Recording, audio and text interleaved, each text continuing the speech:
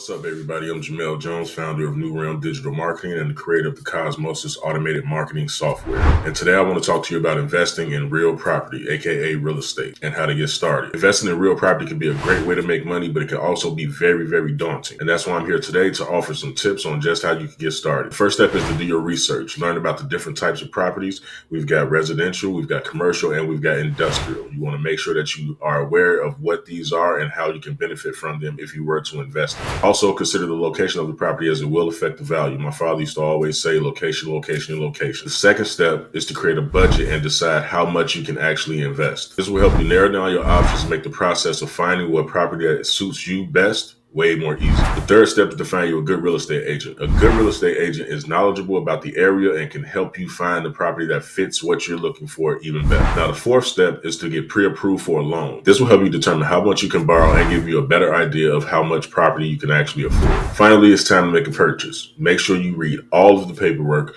go through it with the fine-tooth comb, because you do not want to sign something without reading it, especially when you're investing as much money and time and risking as much as you're going to risk investing in real estate. That's it for my tips on how to get started investing in real estate property. I hope this has been helpful.